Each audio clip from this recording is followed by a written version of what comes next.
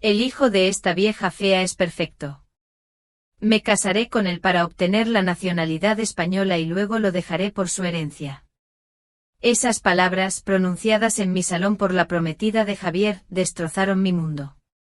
La traición por dinero, la burla. Sentí una sed de justicia que me quemaba por dentro. Lo que escuché lo cambió todo para siempre. Antes de continuar, suscríbete al canal y cuéntanos desde dónde estás escuchando en los comentarios. Me llamo Elena.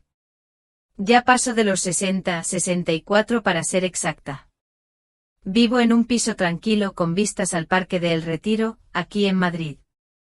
Desde que mi Antonio se fue hace ya casi 10 años, la casa se me hace grande, pero es mi hogar. Pensé que con solo criar a mi hijo Javier, y verlo hecho un hombre, mi vida ya no me guardaría más sorpresas ni lamentos. Pero un día me di cuenta de que hay cosas que por mucho que uno dé, no siempre vuelven. Y otras que por más que uno intente esconderlas, acaban saliendo a la luz. Ese día, esa tarde de Nochebuena, es algo que no podré borrar jamás. Javier, mi único hijo, mi Javier de 35 años, estaba a punto de pedirle matrimonio a una mujer. Una mujer que en ese mismo instante en mi propio salón, con mi vajilla de la abuela en la mesa y el aroma a lechazo asado flotando en el aire, se reía al teléfono y decía con una voz que creía privada, en un francés que creía que yo no entendería. Sí, mamá. El hijo de esta vieja fea es perfecto. Me casaré con él para obtener la nacionalidad española y luego, claro, lo dejaré por su herencia. No te preocupes, está completamente ciego de amor. Sentí un escalofrío que me recorrió la espalda, como si el frío de la calle se hubiera colado de golpe hasta mis huesos. Mis manos, que un momento antes revolvían la fuente de patatas panadera, se quedaron inmóviles. Un plato, por muy antiguo que fuera, resbaló de mis dedos y se estrelló contra el suelo de la cocina. El sonido seco o el cristal roto se me grabó en el alma. La voz de ella, Camille Leclerc, se detuvo. Mi sonrisa, la que había mantenido toda la tarde, era ahora una máscara tensa. Doña Elena, ¿está usted bien?, preguntó Camille, asomándose por la puerta. Su rostro una careta perfecta de preocupación. Pero yo acababa de escuchar su verdadera cara. Su verdadero yo. Solo un poco torpe, hija, conseguí decir, agachándome para recoger los trozos con mis manos temblorosas. Mis años no perdonan. Ella se apresuró a ayudarme con movimientos gráciles y solícitos. La ironía era tan densa que casi podía tocarla. Esa mujer acababa de explicar a su madre cómo planeaba manipular y, con el tiempo, arruinar a mi hijo, y ahora me ayudaba a limpiar la vajilla rota con la ternura de una nuera de verdad. Su voz, ahora en un español impecable con ese acento francés tan encantador, era pura dulzura. Tengo mucha experiencia limpiando, dijo con una risita modesta. Trabajé en hoteles en París antes de conocer a Javier. Es un trabajo humilde, pero me enseñó a apreciar cuando los demás se esfuerzan por mí. Otra mentira. Dicha con tanta sinceridad que casi me la creí. Casi. La miré, mis ojos fijos en los suyos por un instante. Entonces sonreí. Una sonrisa serena, que no dejaba ver la tempestad que se desataba dentro de mí. Y le respondí con una calma que me sorprendió hasta a mí misma, encantada de conocerlos, Camille. Estoy segura de que Inmigración lo aprobará. La frase, que había flotado en mi cabeza desde el primer insulto, salió de mis labios como un veneno dulce. No la entendió, claro. Pero el golpe ya estaba dado. ¿Cómo había llegado a esto? Las cosas comenzaron unos meses antes, en una fresca tarde de otoño. Javier, mi hijo de 35 años, ese hombre trabajador, ingeniero, que Antonio y yo habíamos criado con tanto cariño y dedicación, finalmente había traído a casa a la misteriosa francesa con la que llevaba saliendo 6 meses. Llevaba tanto tiempo soltero, tan centrado en su trabajo, que cuando hablaba de Camille, sus ojos brillaban con una ilusión que no le veía desde hacía años. Camille Leclerc. Era todo lo que Javier había descrito en sus llamadas, elevándola a los altares. Pequeña, elegante, con ese estilo desenfadado que las francesas parecen dominar desde la cuna. Su español era perfecto, con un acento justo para ser encantador, no difícil. Doña Elena, me dijo, tomando mis manos entre las suyas con una delicadeza inusual. Javier me ha hablado tanto de usted. Estoy tan feliz de conocer finalmente a la mujer que crió a un hombre tan maravilloso. Yo tengo que admitirlo, me sentí inmediatamente encantada. Después de algunas novias de Javier que ni se molestaban en recordar mi nombre, el interés genuino de Camille por la historia de nuestra familia me pareció una bendición. Hizo preguntas inteligentes sobre las fotos que tenía en la chimenea, alabó mi cochinillo asado con lo que parecía una apreciación sincera y hasta se ofreció a ayudar a retirar la mesa sin que nadie se lo pidiera. Javier sonreía durante toda la cena, claramente hipnotizado.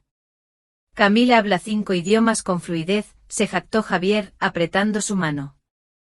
Me ha estado enseñando francés, pero yo soy un caso perdido en eso. Oh, te estás subestimando, se rió Camille con los ojos brillantes. Su pronunciación es como se dice. Cachonda. Todos reímos.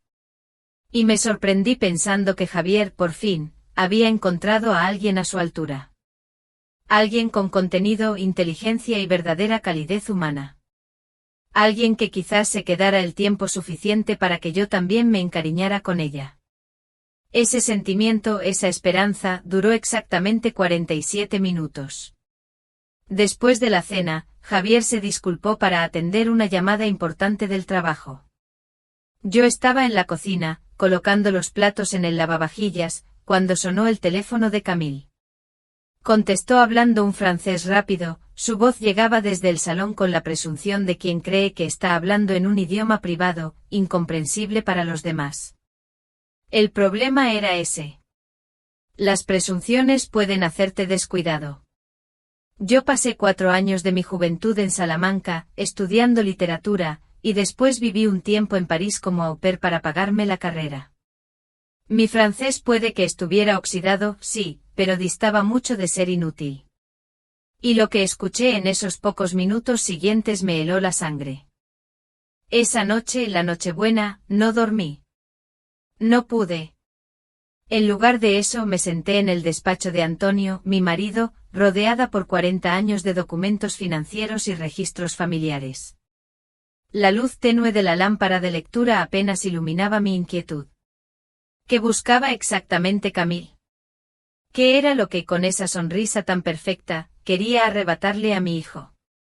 Antonio fue un hombre cauto, metódico en su forma de asegurar nuestro futuro. Nuestros bienes no eran extravagantes, nunca fuimos de grandes lujos, pero sí sustanciosos. La casa de El Retiro, solo ella, valía más de 850.000 euros. Se asienta en una parcela generosa, en uno de los barrios más deseados de Madrid. Las carteras de inversión, las cuentas de jubilación y las pólizas de seguro de vida pintaban un cuadro de una riqueza cómoda, de clase media alta, sí. Nada ostentoso, insisto, pero ciertamente lo suficiente para tentar a alguien con la agenda que Camille parecía tener. Lo que más me helaba era la eficiencia con la que había evaluado nuestra situación. Una sola cena. Y ya había calculado ángulos de herencia, ya había trazado estrategias de tiempo. Esto no era un oportunismo impulsivo. Esto era depredación profesional. Una parte de mí, la parte más antigua y sabia, se preguntó si yo me había equivocado, si todo era una horrible coincidencia. Pero esa voz interna, esa intuición de madre, era tozuda. Se negaba a callar. Al amanecer, con el primer rayo de sol colándose por la ventana y tiñendo el despacho de un gris pálido, había tomado 2 decisiones. La primera, no le contaría nada a Javier de lo que había oído. Aún no. Estaba tan profundamente enamorado que cualquier acusación mía solo lo empujaría más hacia ella, pintándome a mí como la madre celosa que no podía aceptar la felicidad de su hijo. Había visto suficientes películas para saber cómo terminaba esa historia. La segunda, necesitaba saber quién era realmente Camille Leclerc. Cada detalle. Empecé por lo básico. Internet. Facebook, Instagram, LinkedIn. Su presencia en las redes sociales era pulcra, sí, pero superficial. La mayoría de las fotos eran de los últimos 18 meses. No había un historial profundo, ni amigos de la infancia etiquetados en publicaciones antiguas, ni miembros de la familia. Las pocas fotos de Francia eran tomas turísticas genéricas que cualquier persona podría haber hecho. Su perfil de LinkedIn decía que trabajaba en gestión hotelera en París, pero los nombres de las empresas eran vagos y no había conexiones de colegas ni recomendaciones. Para alguien supuestamente de 28 años, con una carrera en la industria de la hostelería, su red profesional era notablemente escasa. Empecé a sentir una punzada de confirmación. Estaba metida de lleno en esa madriguera de Internet cuando sonó el teléfono. El nombre de Javier parpadeó en la pantalla y mi corazón se encogió con una mezcla de culpa y miedo. ¿Cómo se habla con un hijo cuando sabes algo que lo devastará, pero aún no puedes probarlo? Buenos días, mamá. Gracias de nuevo por anoche. Camille no ha parado de hablar de lo maravillosa que eres. Apuesto a que no, pensé yo. Alargué la mano para coger un pañuelo de papel, la garganta se me había cerrado. Es preciosa, cariño, le dije intentando que mi voz sonara lo más natural posible. Se ve porque estás tan prendado de ella. Estoy pensando en pedirle matrimonio pronto, dijo él con la voz brillante de emoción. Quizás en Navidad. Sé que es rápido, pero cuando es la persona adecuada, es la persona adecuada. Navidad. Faltaban 2 meses. Mi estómago se revolvió con fuerza. Qué noticia tan maravillosa, Javier, mentí, y la mentira salió más fácil de lo que esperaba. ¿Ya has pensado qué tipo de pedida? ¿Dónde podrías hacerlo? Mientras él hablaba de sus planes románticos, yo calculaba los plazos en mi cabeza. Si se casaban rápidamente después de las fiestas, ella tendría la solicitud de visado de residencia presentada en primavera. 2 años después, sería elegible para la residencia permanente. 2 años más tarde, la ciudadanía completa. Luego el divorcio cuidadosamente programado para maximizar lo que se llevaría de la división de bienes. 4 años. 4 años. Estaba planeando destruir la vida de mi hijo de manera sistemática. ¿Mamá? ¿Sigues ahí? Disculpa, cariño. Solo estoy pensando en lo feliz que me hace esto. Otra mentira. Las mentiras empezaban a volverse parte de mi día a día. ¿Ya has conocido a su familia? ¿A sus padres?, le pregunté intentando desviar la conversación. No en persona, pero hacemos videollamadas con ellos a veces. Viven en Marsella. Su padre es un profesor jubilado, su madre trabaja en un organismo del gobierno local.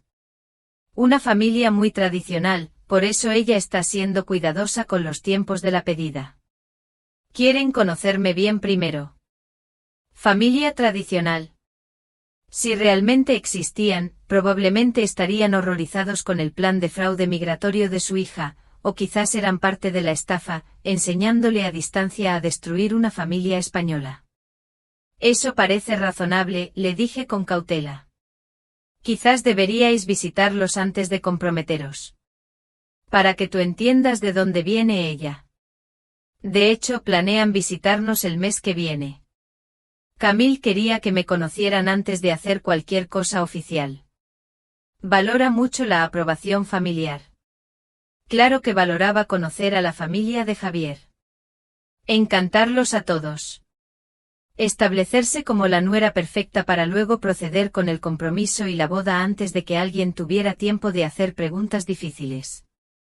Después de que Javier colgó, me quedé mirando la pantalla de mi ordenador, sintiendo el peso de unas decisiones imposibles. Podría contratar a un investigador privado, pero eso parecía cruzar una línea que dañaría mi relación con Javier, independientemente de lo que encontráramos. Podría confrontar a Camille directamente, pero ella era claramente hábil en la manipulación y yo solo tenía una conversación telefónica escuchada por casualidad como evidencia. O podría ser paciente, jugar a largo plazo, dejarla creer que estaba ganando mientras yo reunía la información que necesitaba para exponerla por completo. Fue entonces cuando recordé a la hija menor de mi hermana, Laura, que trabajaba para el Ministerio de Asuntos Exteriores en servicios de visados. Las conexiones familiares podían ser increíblemente útiles cuando se necesitaba entender el fraude migratorio. Tía Elena, me estás poniendo en una situación muy difícil, dijo Laura, con la voz cautelosa al teléfono. Nos habíamos citado para almorzar, aunque yo apenas probaba mi ensalada. No te pido que hagas nada indebido, le dije, removiendo mi helado lentamente. Solo quiero entender el proceso en general, con fines educativos. Laura se rió a pesar de sí misma. ¿Fines educativos? Claro. Y esto no tiene nada que ver con la misteriosa novia francesa de Javier. Siempre fue demasiado lista para su propio bien. Me recosté en mi silla, observando el rostro de mi sobrina. Laura había heredado los instintos agudos de la familia y esa actitud directa. Si alguien podía ayudarme a navegar esta situación, era ella. Dime qué sabes, dijo en voz baja. Todo. Y así lo hice. Le conté la conversación telefónica que había escuchado, la presencia superficial en redes sociales, la conveniente historia de fondo que tocaba todos los resortes emocionales de Javier. Laura escuchó sin interrupción, su expresión se volvía más seria con cada detalle. Hay señales de alerta, admitió cuando terminé. El plazo es agresivo. La verificación de antecedentes parece superficial. Y francamente toda la narrativa suena como sacada del manual sobre indicadores de fraude matrimonial. ¿Hay un manual? Sí, tía, hay varios. El fraude migratorio es una industria, y vemos variaciones de este patrón constantemente. La diferencia suele ser el nivel de sofisticación. Laura sacó su teléfono y me mostró una página web del gobierno.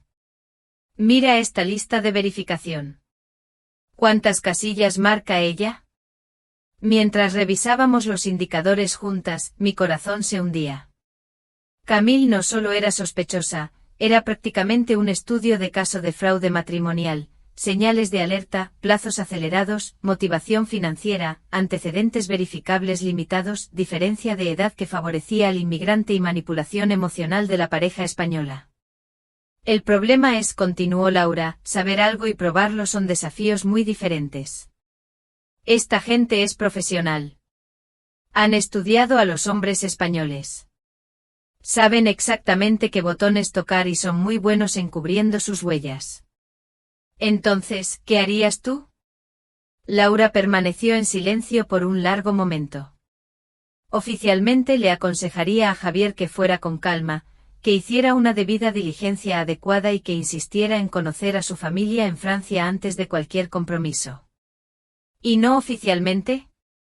No oficialmente yo reuniría pruebas, lo documentaría todo y estaría preparada para la posibilidad de que, cuando tengas pruebas, quizás sea demasiado tarde para evitar la boda. Pero no demasiado tarde para minimizar los daños. Los daños. El corazón roto de mi hijo, sus pérdidas financieras, su fe en el amor mismo. Las secuelas podrían durar años, quizás décadas. Algunas heridas nunca se curan del todo. Hay algo más que deberías saber, dijo Laura con cautela. Si está haciendo esto profesionalmente, Javier probablemente no sea su primer objetivo. Estas operaciones a menudo trabajan en los mismos territorios utilizando métodos similares. Podría haber otras víctimas. Otros hijos, otras familias destrozadas por el calculado encanto de Camille. Aquel pensamiento me llenó de una furia fría que nunca antes había experimentado. ¿Cómo los encontraría? Con mucho cuidado, advirtió Laura, y de forma totalmente legal. Pero si hay patrones de comportamiento, dejan rastro. Solicitudes de inmigración, registros de matrimonio, procesos de divorcio, todo es información pública, si sabes dónde buscar. Cuando terminamos el almuerzo, tenía un plan. No era un plan fácil. No era un plan legal en el sentido de la confrontación directa. Pero era completo. Si Camille Leclerc era una estafadora profesional, estaba a punto de descubrir que Elena no era ni de lejos tan inofensiva como parecía. Aquella misma tarde hice 3 llamadas. La primera fue a un investigador privado que Laura me había recomendado. Alguien que se especializaba en la verificación de antecedentes, con una discreción impecable. Su nombre era Marcos Castro. No se parecía en nada a lo que yo esperaba de un detective. Sin gabardina ni sombrero, solo un hombre afable de unos 50 años que bien podría haber sido el contable de cualquiera. Lo cual, según me explicó, era exactamente su principal ventaja. Las mejores investigaciones ocurren cuando nadie se da cuenta de que está siendo investigado, me dijo, acomodándose en la silla frente a mi mesa de la cocina con una carpeta de papel y una taza de café, especialmente en casos como este, donde el objetivo ya está hiperconsciente de un posible escrutinio. La segunda llamada fue a mi abogado. No le di detalles, solo quería actualizar mi testamento y establecer algunas protecciones financieras adicionales. Cosas que no tenían nada que ver con Camille, sino con estar preparada para cualquier resultado. Siempre me gustó tener todo en orden y ahora, más que nunca. Pero la tercera llamada, esa fue la más importante. Javier, cariño, le dije a mi hijo intentando sonar casual, como si fuera una idea que acababa de surgir. He estado pensando en lo que me dijiste sobre los padres de Camille que vienen el mes que viene. Sí, mamá. ¿Y qué? Su voz sonaba tan llena de ilusión, tan feliz. Me dolía el alma. Bueno, me encantaría recibirlos para cenar. Una recepción digna de bienvenida a la familia. ¿Y sabes qué? Creo que debería repasar mi francés antes de que lleguen. Quizás tomar alguna clase de actualización. Me daría mucha pena que pensaran que no estoy haciendo un esfuerzo. Hubo un silencio al otro lado de la línea. Entonces Javier se rió. Una risa despreocupada, llena de ternura. Mamá, ¿qué ocurrencias tienes? Pero me parece una idea estupenda. Así te sentirás más cómoda y ellos verán lo mucho que te importa. Lo que Javier no sabía era que esa ocurrencia era una jugada maestra en mi ajedrez particular. Esas clases de francés, que en realidad eran repasos intensivos en mi viejo manual de la Alianza Francesa, me servirían para afinar el oído. Para escuchar. Para entender. Habían pasado 2 semanas desde que contraté a Marcos. Los resultados preliminares ya eran esclarecedores, de la peor manera posible. Me sentía como si una nube negra se cerniera sobre mi cabeza, cada vez más pesada. Vamos a empezar con lo que sabemos con certeza, dijo Marcos, abriendo su carpeta en mi mesa de la cocina. El aroma a café se mezclaba con el olor a papel viejo de sus documentos. Camille Leclerc entró en España con un visado de turista hace 8 meses. La dirección que listó en sus documentos de llegada es la de un apartamento de alquiler de corta duración. Lo desocupó después de 6 semanas, justo en la época en que debió de conocer a su hijo. La taza de café se me escapó de las manos por un momento, pero logré sujetarla. Entonces, ¿vino aquí específicamente para encontrar un marido? Es lo que parece, Elena. El patrón sugiere una búsqueda sistemática, en lugar del desarrollo orgánico de una relación. Sacó una serie de fotografías. Eran capturas de pantalla de su actividad en redes sociales. En el mes anterior a que dejara Francia, Camille estaba investigando aplicaciones de citas españolas, uniéndose a sitios de relaciones internacionales y participando en foros sobre la ley de inmigración española. Las fotos mostraban a Camille frente a su portátil en cafés de París, siempre sola, siempre trabajando en algo. Incluso en las fotos más casuales, había algo calculado en su expresión. Aquí es donde se pone interesante, continuó Marcos, pasando las hojas. La empresa para la que dice haber trabajado en París existió, sí, pero quebró hace 3 años. Las referencias que le dio a Javier son falsas. Los números de teléfono redirigen a un servicio de voz que reproduce mensajes pregrabados. Mi café se enfriaba mientras Marcos exponía las pruebas del engaño de Camille. Historial laboral fabricado. Sin dirección verificable en Francia en los últimos 2 años. Y lo más condenatorio de todo, un patrón de conexiones en redes sociales que sugería que había estado en contacto con otros hombres españoles antes de fijarse en Javier. Aún hay más, dijo en voz baja. He encontrado pruebas de al menos 2 intentos anteriores de fraude migratorio basado en matrimonio. Nombres diferentes, historias diferentes, pero el mismo rostro y los mismos métodos. Deslizó 2 fotos más por la mesa. La primera mostraba a Camille con un hombre de unos 40 años fuera de un registro civil en Curitiba, Brasil. La segunda era de un anuncio de boda en un pequeño periódico del interior, en Extremadura, con los nombres de una tal María Fernández y su marido español. Ambos matrimonios duraron menos de 2 años, prosiguió Marcos, su voz grave. Ambos terminaron en divorcio con acuerdos financieros significativos. Ambos hombres ahora están lidiando con deudas y trauma emocional, mientras ella desapareció con la nacionalidad y sus bienes.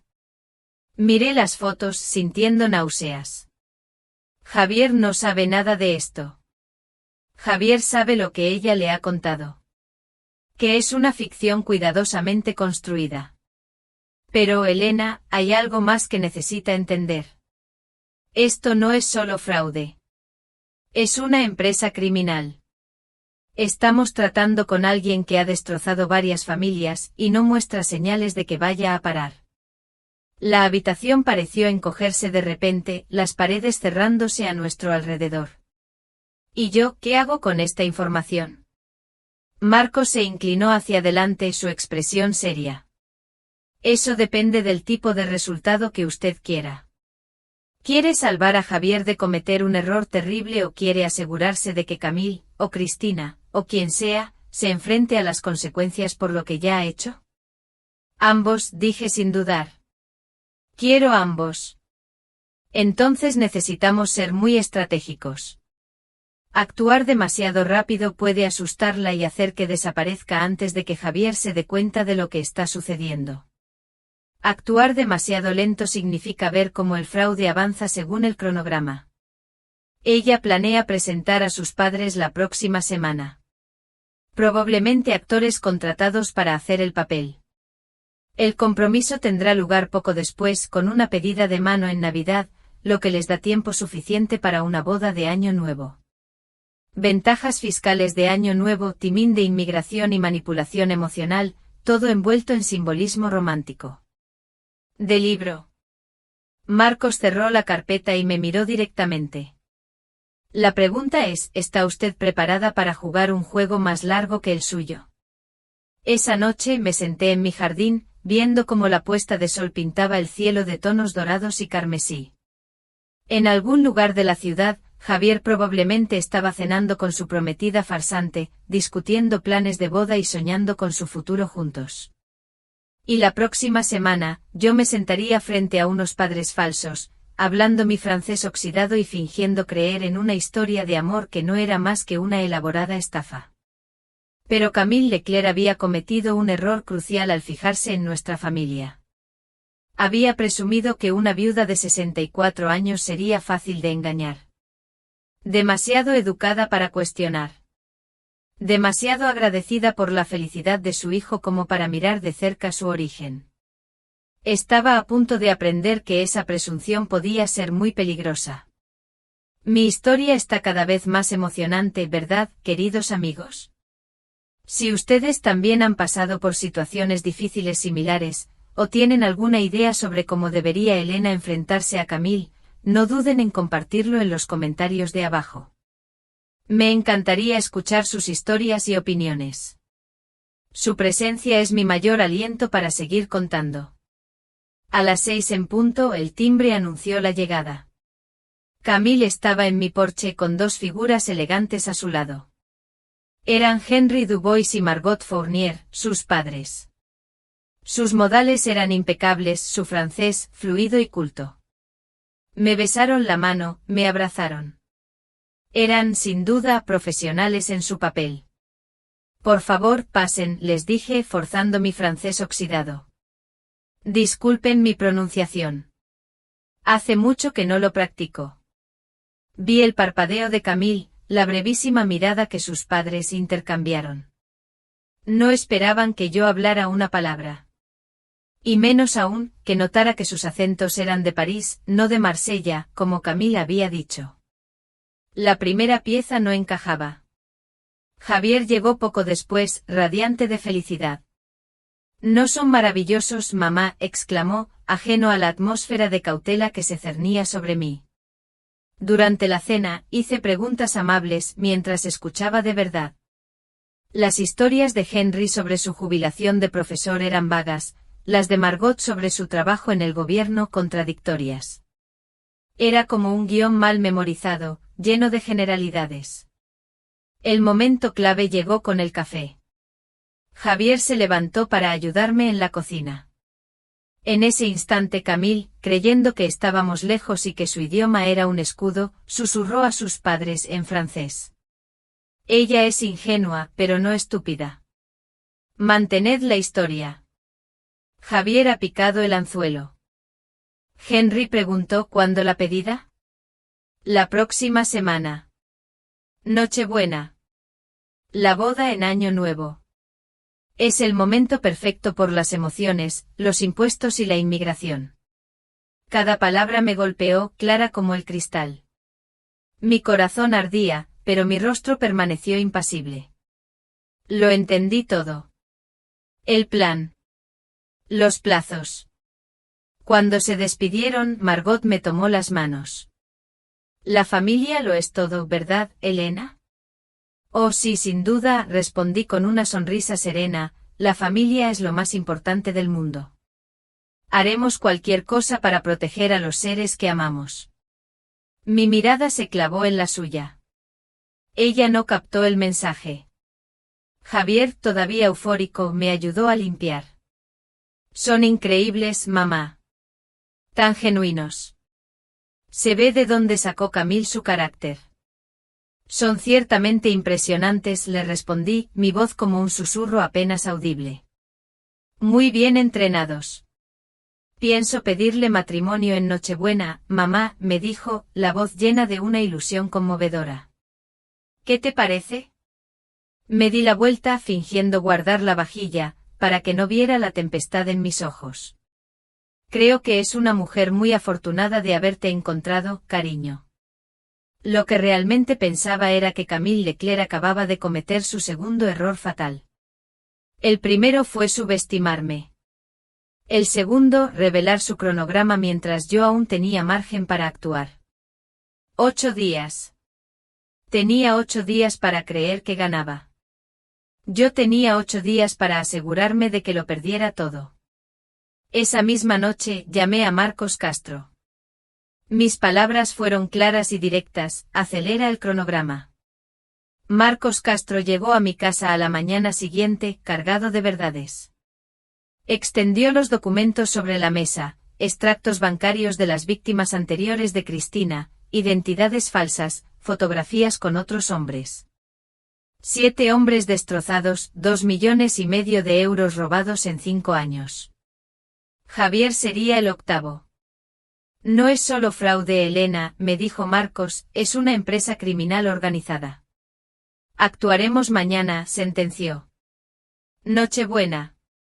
La agente Isabel Torres de la Policía Nacional de Inmigración vendría a casa. Oficialmente para una revisión de visado de Camille. En realidad para arrestarla. El momento era clave, demasiado pronto podría huir.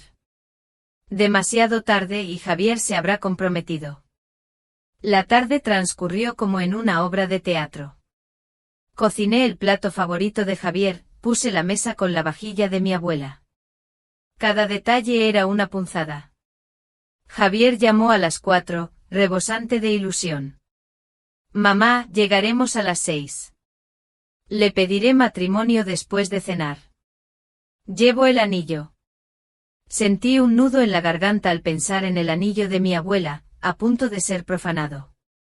A las 5:45 la agente Torres, discreta y profesional, ya estaba en mi puerta. Me consoló. Javier se enfadaría conmigo, sí, pero era el menor de los males. La alternativa era verlo destruido. A las 6 el coche de Javier aparcó. Lo vi tomar la mano de Camille. Ella, radiante, segura de sí misma, sin saber que su farsa estaba a punto de terminar. Él vibrante con el anillo de la abuela en el bolsillo. Hora del espectáculo, susurró la agente Torres. Tomé una respiración profunda. La función acababa de empezar. Doña Elena, la cena huele absolutamente maravillosa, exclamó Camille al entrar, besando mis mejillas al estilo francés. Llevaba un elegante vestido rojo que seguramente costaba más que el alquiler mensual de muchas personas. Y parecía, cada centímetro de ella, la sofisticada mujer europea a punto de convertirse en una novia española. Javier, a su lado, vibraba de una energía nerviosa. Se palpaba el bolsillo de la chaqueta, donde la caja del anillo creaba un bulto delator. Mamá, creo que esta podría ser la mejor Nochebuena de nuestras vidas. Si él supiera. La agente Torres, a quien habíamos presentado como Patricia, la sobrina de una vecina, estaba estratégicamente sentada en el salón, fingiendo leer una revista que yo había colocado allí. Para Javier y Camille, parecía una invitada más, una amiga de la familia que había pasado a saludar por las fiestas. ¿Quién es su invitada, mamá?, preguntó Javier, echando un vistazo al salón. Ah, esa es Patricia, la sobrina de mi vecina, dije con dulzura. Está de visita por las fiestas y no tenía dónde ir esta noche. Espero que no os importe que la haya invitado a unirse a nosotros. La sonrisa de Camille no vaciló. Ni un ápice. Pero capté la chispa de cálculo en sus ojos. Una testigo inesperada para la pedida no era lo ideal, desde luego, pero tampoco era alarmante para ella. Solo un detalle más que gestionar en su noche cuidadosamente orquestada. La conversación durante la cena fluyó como una pieza de teatro bien ensayada. Javier hablaba de su trabajo, de sus planes para el año nuevo, de su emoción por construir una vida con Camille. Ella respondía con una calidez perfecta, haciendo preguntas atentas y bromas suaves que le hacían reír y enamorarse aún más a cada momento que pasaba. Mientras tanto, la agente Torres, con una naturalidad asombrosa, charlaba sobre su trabajo en consultoría gubernamental y elogiaba el acento de Camille, su vestido y sus encantadoras historias sobre Francia. Para cualquiera que estuviera observando, aquello parecía una adorable cena familiar con una deliciosa adición a la lista de invitados. Pero yo observaba a Camille con atención. Y a medida que la noche progresaba, noté cambios sutiles en su comportamiento. La forma en que sus ojos se desviaban ocasionalmente hacia la agente Torres cuando pensaba que nadie la miraba. La leve tensión en sus hombros cuando la agente Torres le hacía preguntas casuales sobre su pasado. La pausa casi imperceptible antes de responder a las preguntas sobre el estado de su visado. Los criminales profesionales desarrollan un instinto especial para la ley, y algo en la agente Torres estaba activando el sistema de alerta interno de Camille. Aún no podía identificar la amenaza, pero sentía el peligro. Como un animal que presiente la tormenta. Esto ha sido encantador, dijo Camille cuando terminamos el plato principal. Su voz un poco más aguda de lo habitual. Pero quizás deberíamos pensar en ir a casa pronto. Se está haciendo tarde. Javier pareció confundido. Pero si todavía no hemos comido el postre. Y pensé que podríamos intercambiar regalos. Claro, dijo Camille rápidamente, su sonrisa se iluminó de forma forzada. Solo estoy pensando en el viaje de vuelta a casa con este tiempo. No había tiempo. Era una clara y tranquila noche de diciembre, pero ella quería irse. Y quería irse ahora. La agente Torres se levantó casualmente. En realidad, antes de que alguien se vaya a ninguna parte, probablemente debería presentarme correctamente. Sacó sus credenciales, su voz adquiriendo una autoridad oficial. Agente Isabel Torres, Policía Nacional de Inmigración. Señorita Leclerc, necesito hablar con usted sobre algunas discrepancias en la documentación de su visado. La transformación en Camille fue instantánea y escalofriante. La mujer cálida y encantadora desapareció, reemplazada por alguien frío y calculador. Su acento francés se desvaneció por completo, revelando un español perfectamente castellano, sin ningún matiz. No sé de qué está hablando, dijo con calma. Mi documentación está completamente en orden. Javier miraba de una a otra, su rostro era una máscara de confusión. ¿Qué está pasando? ¿Qué discrepancias?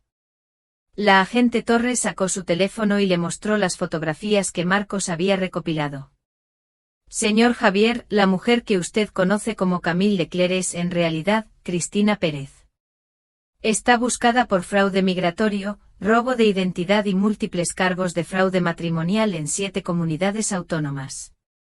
La caja del anillo, la que guardaba la joya de la abuela, se deslizó de los dedos de Javier, de repente sin fuerza. Golpeó el suelo de madera con un sonido que, para mí, fue como el de un sueño roto. El silencio que siguió a la revelación de la agente Torres duró exactamente 4 segundos. Entonces Javier estalló. ¿Qué demonios es esto?, explotó Javier. Se volvió para mirarme, sus ojos, antes llenos de amor, ahora ardiendo con una mezcla de traición y furia. Usted lo sabía. Lo sabía y no me lo dijo. Javier, por favor, déjame explicarte. Mi voz era apenas un hilo, mi garganta se cerraba con la angustia. Explicar que mamá interrumpió y su voz se quebró de dolor. ¿Que usted estaba investigando a la mujer que amo a mis espaldas? ¿Que me estuvo mintiendo durante semanas? Confié en usted, mamá. La traje aquí porque confiaba en su juicio. Y esto es lo que hace. Camille o Cristina, quienquiera que fuera realmente, se había mantenido demasiado quieta. Su mente claramente sopesaba opciones y rutas de escape. Pero la agente Torres estaba posicionada entre ella y la puerta principal, y yo sabía que agentes de apoyo ya rodeaban la casa. Señor Javier, dijo la agente Torres con voz suave, intentando calmar la tormenta. Sé que esto es impactante, pero su madre probablemente le ha salvado de años de devastación financiera y emocional. La mujer que usted conoce como Camille ya ha estafado a otros 7 hombres por casi 2,5 millones de euros. Javier sacudió la cabeza violentamente. No. Se equivocan. Esto es algún tipo de error. Camille no, ella no haría eso. Se volvió hacia ella con una desesperación que me partió el alma. Diles que se equivocan. Diles que todo esto es una terrible confusión. Por un momento, por un solo instante, pensé que ella mantendría la farsa. Que intentaría una última manipulación para mantener su dominio sobre las emociones de Javier. Pero entonces ella miró las pruebas esparcidas en el teléfono de la agente Torres. Calculó las probabilidades. Y tomó una decisión diferente. Se rió. Era un sonido frío, divertido, que no tenía nada del musical acento francés de Camille. Cuando habló, su voz era plana, castellana, y completamente carente de remordimiento. Oh Javier, mi pobre, dulce y estúpido hombre. Tomó una copa de vino y le dio un sorbo como si estuviera discutiendo el tiempo. ¿De verdad pensaste que alguien como yo se enamoraría de alguien como tú sin un motivo oculto? Javier se puso blanco. ¿Qué? Eres aburrido, Javier. Predecible. El tipo de hombre que cree que comprar flores y abrir puertas lo hace irresistible para mujeres europeas sofisticadas. Hizo un gesto de desdén. He interpretado este papel tantas veces que podría hacerlo durmiendo. Chica extranjera, vulnerable e encantada por la estabilidad española, agradecida por la protección y la seguridad. Funciona. Siempre. La crueldad de sus palabras me dejó sin aliento. No solo estaba confesando. Lo estaba destrozando por deporte. El acento, las historias sobre Francia, toda la narrativa romántica, todo fue investigación y actuación. Pasé 3 semanas estudiando tus redes sociales, tus intereses, tu perfil psicológico antes siquiera de acercarme a ti en aquella cafetería. Sonrió con frialdad. ¿Pensaste que fue coincidencia que estuviera leyendo tu libro favorito cuando nos conocimos? Javier se dejó caer pesadamente como si sus piernas ya no pudieran sostenerlo. El libro dijiste que te lo había recomendado un amigo. Análisis de Amazon y patrones de compra de clientes, dijo ella, encogiéndose de hombros. Compré 5 libros que sabía que atraerían a hombres divorciados y solitarios de unos 30 y tantos, que buscaban una conexión intelectual. El tuyo fue el objetivo más fácil en la cafetería ese día. La agente Torres se acercó con las esposas listas. Cristina Pérez, queda usted arrestada por fraude migratorio, robo de identidad y conspiración para cometer fraude matrimonial.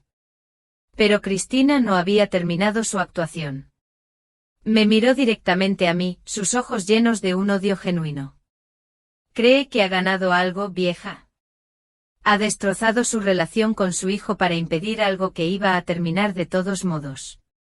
Yo me habría divorciado de él en 2 años, habría cogido mi parte y habría desaparecido. Ahora él pasará el resto de su vida preguntándose si cada mujer que le muestra interés es solo otra estafadora. Se volvió de nuevo hacia Javier, que la miraba como si fuera una extraña, lo que por supuesto, ella era. Su madre no lo salvó, Javier. Solo se aseguró de que nunca más confiará en el amor. La agente Torres se llevó a Cristina esposada. Pero no antes de una última revelación que cambió todo lo que creía entender sobre la situación. Esperen, gritó Cristina mientras llegaban a la puerta principal. No quieren saber sobre la verdadera Camille Leclerc. La agente Torres se detuvo. ¿Qué pasa con ella? La sonrisa de Cristina era malévola. Ella es real. 28 años. Vive en Marsella con sus padres. Trabaja en gestión hotelera. Exactamente como afirmé. Estudié sus redes sociales durante meses. Le robé la identidad, trozo a trozo. Construí mi historia de cobertura en torno a su vida real. Sentí un escalofrío de terror. ¿Qué está diciendo? Estoy diciendo que hay una mujer real en Francia que no tiene ni idea de que le robaron la identidad. Que podría estar recibiendo visitas de funcionarios de inmigración españoles haciendo preguntas sobre su novio ficticio y su familia. Sus investigaciones podrían haber destrozado la vida de una persona inocente junto con la de su hijo. La puerta principal se cerró detrás de ellas, dejándome sola con Javier entre los restos de la cena de Nochebuena. Él se sentó inmóvil a la mesa, mirando las pruebas esparcidas de su cuento de hadas destrozado. Si ustedes, queridos oyentes, todavía me acompañan hasta este punto, por favor, ayúdenme.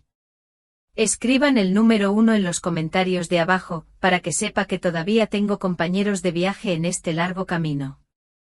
Su presencia es el mayor aliento para que les cuente la última parte, sobre cómo busqué a la verdadera Camille, y lo que sucedió después. Les agradezco de corazón su apoyo. La puerta principal se cerró detrás de la agente Torres y Cristina Pérez.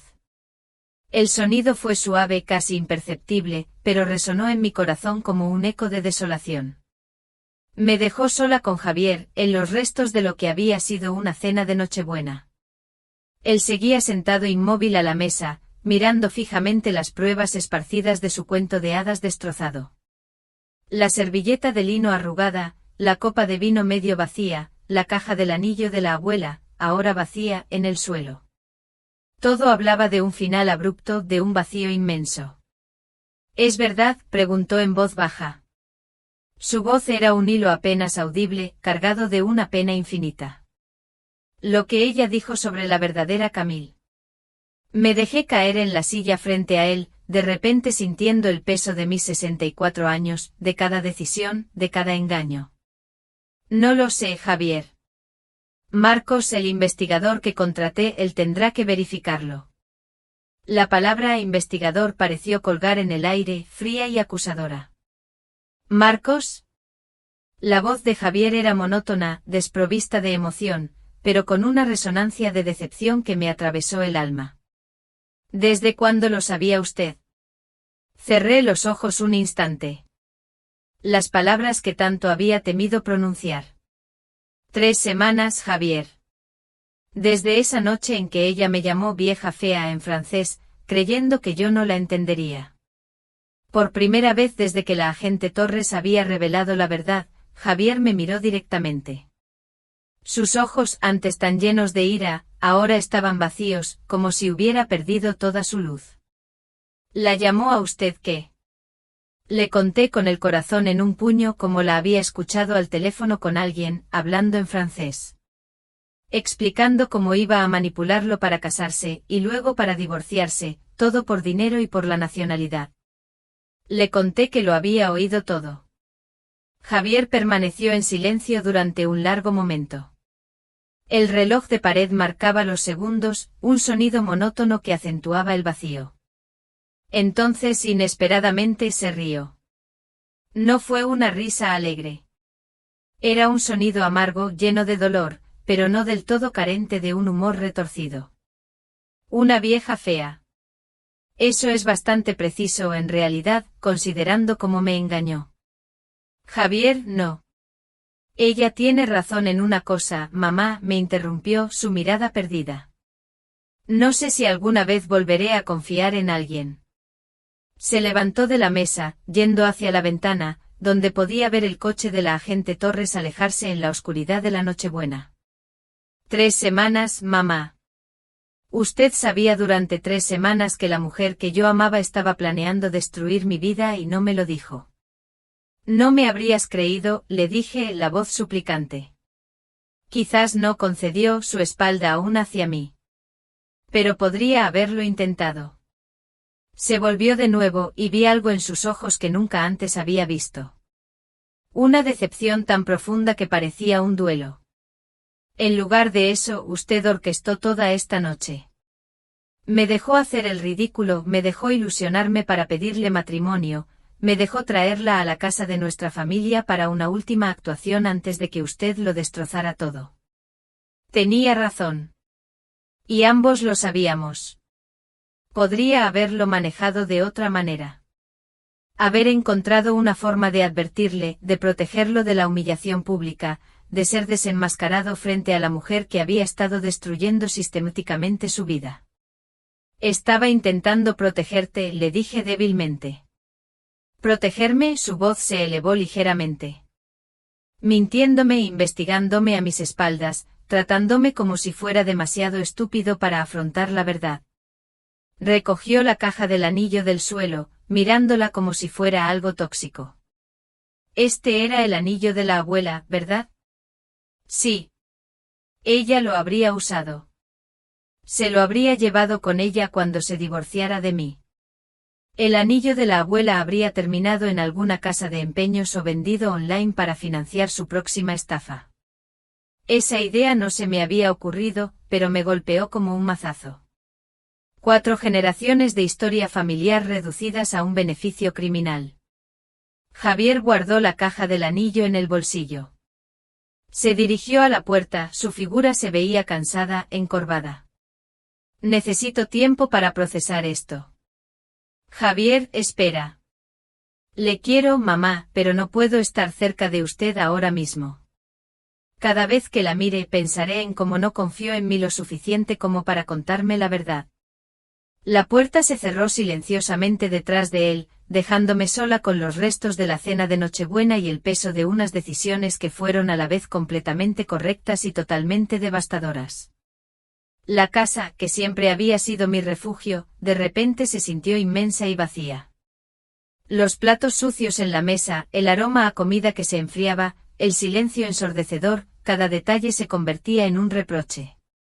Pero Cristina había cometido un último error al marcharse. Reveló la existencia de la verdadera Camille Leclerc. Y eso significaba que aún quedaba un capítulo más en esta historia. Una última oportunidad de encontrar algo redentor entre los escombros. Esa misma noche volví a llamar a Marcos Castro con nuevas instrucciones. Encuentra a la verdadera Camille, le dije, la voz firme a pesar del agotamiento. Y averigua cómo podemos arreglar esto. La esperanza, tenue y frágil, comenzaba a germinar en medio del dolor. Una pequeña luz al final de un túnel muy largo.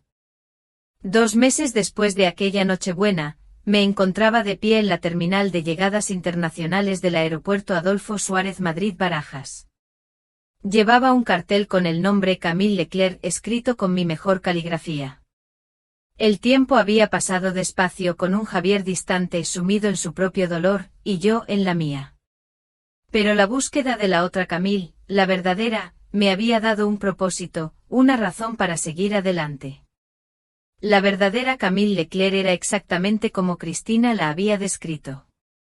28 años, menuda, con ese tipo de estilo francés sin esfuerzo que no se puede falsificar. Pero donde Cristina era calculadora y fría bajo su encanto, la verdadera Camille irradiaba una calidez genuina. Sus ojos eran sinceros, no tenían esa chispa calculadora que había visto en la impostora. Doña Elena, preguntó en un español con un ligero acento, acercándose con cautela. Soy Camille, la verdadera, creo. No pude evitar sonreír. Una sonrisa, por fin, que nacía de un lugar auténtico dentro de mí.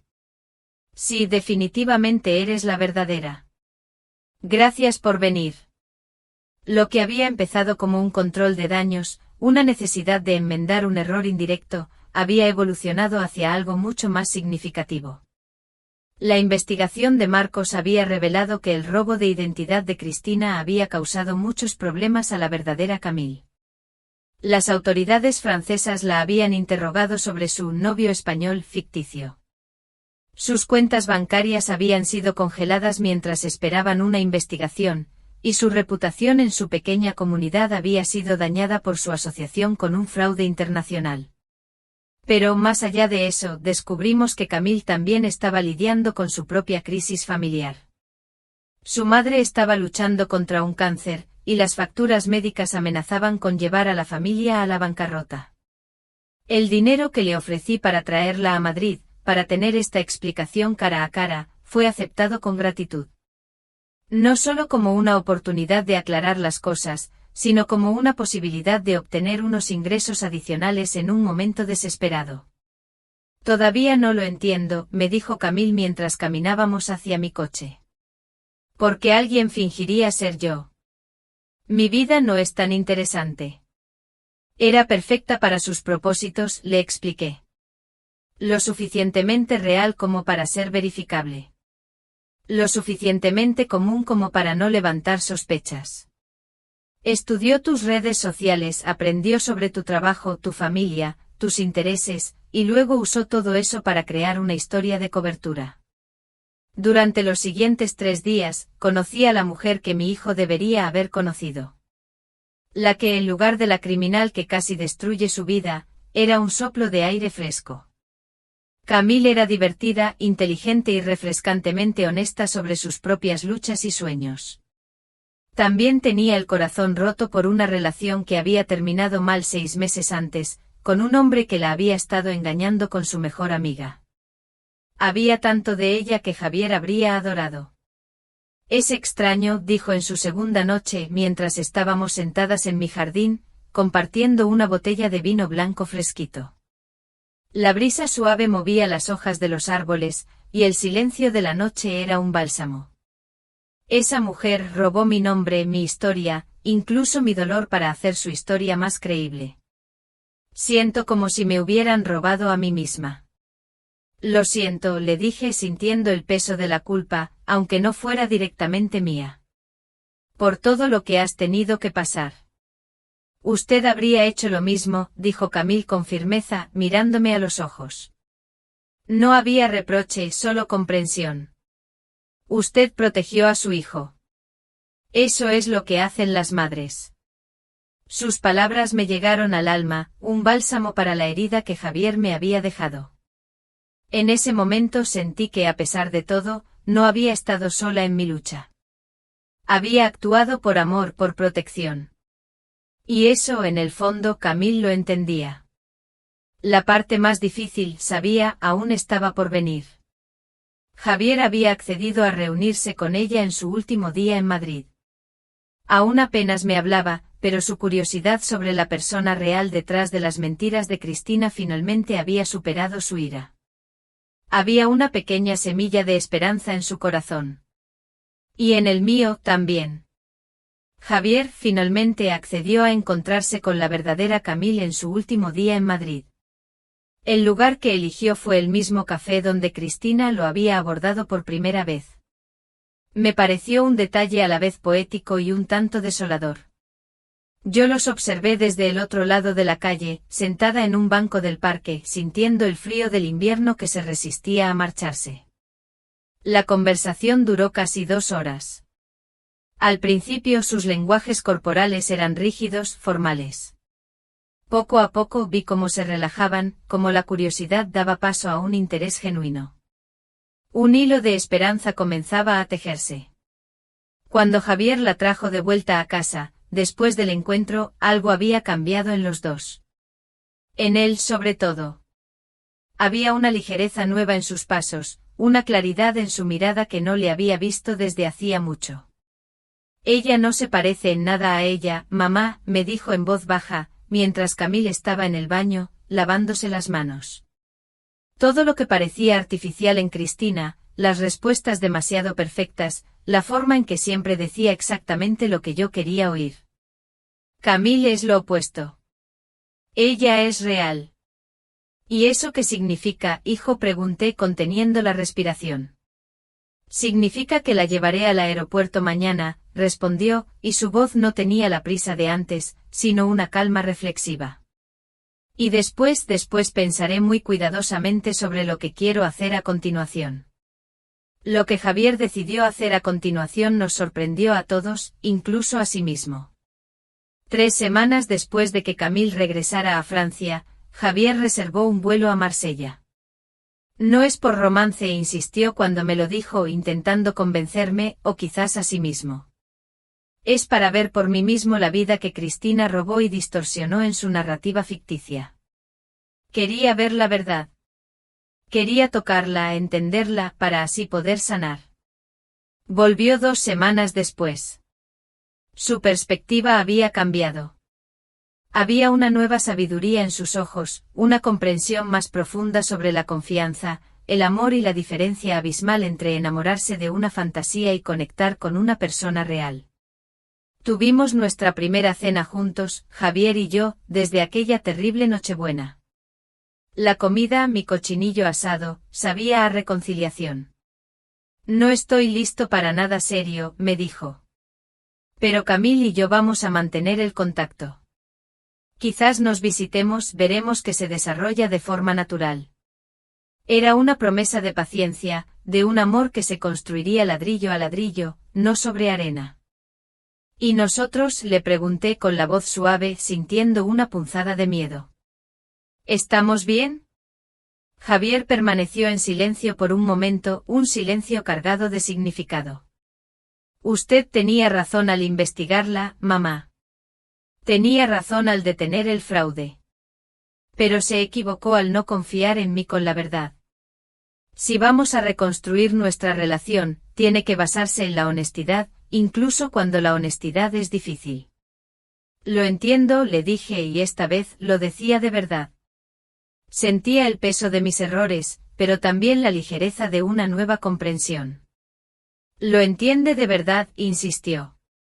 Porque si Camille y yo desarrollamos algo real, si ella finalmente se muda aquí, o yo me mudo allí, necesito saber que usted respetará nuestras elecciones, incluso si no está de acuerdo con ellas. Lo prometo, le dije, y esta vez, la promesa era tan firme como las raíces de los olivos en la tierra española. 6 meses después, recibí una invitación de boda. Estaba escrita en una caligrafía francesa, elegante, con el nombre de Javier y Camille. Habían decidido casarse en una pequeña ceremonia en Andalucía, rodeados de olivos y ese tipo de paisaje auténtico que Cristina solo fingía conocer. Mientras confirmaba mi asistencia con una emoción genuina, reflexioné sobre el extraño viaje que nos había traído a todos hasta aquí. A veces las peores decepciones llevan a las conexiones más honestas. A veces proteger a alguien significa dejarle cometer sus propios errores. Y a veces cuando crees que estás salvando una historia, en realidad estás comenzando una completamente diferente. La verdadera Camille Leclerc no se parecía en nada a su impostora. Y eso resultó ser exactamente lo que mi hijo Javier necesitaba para volver a confiar en el amor. Era un recordatorio de que incluso en los momentos más oscuros, la verdad y el amor genuino siempre encuentran su camino. Que la vida a mis años todavía podía guardarme sorpresas. Pero esta vez eran sorpresas que traían paz. La historia de Elena y Javier llega a su fin aquí. ¿Qué piensan ustedes, mis queridos oyentes, sobre las decisiones que tomó Elena? ¿Habrían actuado de manera diferente si hubieran estado en su lugar? Por favor, compartan sus pensamientos en la sección de comentarios, siempre leo cada una de sus palabras. Su sabiduría y sus experiencias son muy valiosas para mí. Si esta historia les ha hecho reflexionar o les ha conmovido de alguna manera, no olviden dejar un me gusta, compartirla con alguien que crean que también se emocionará, y suscribirse al canal Vidas Cruzadas para no perderse los próximos misterios. Nos vemos en la siguiente historia y quién sabe, quizás la próxima vez, sean ustedes los protagonistas.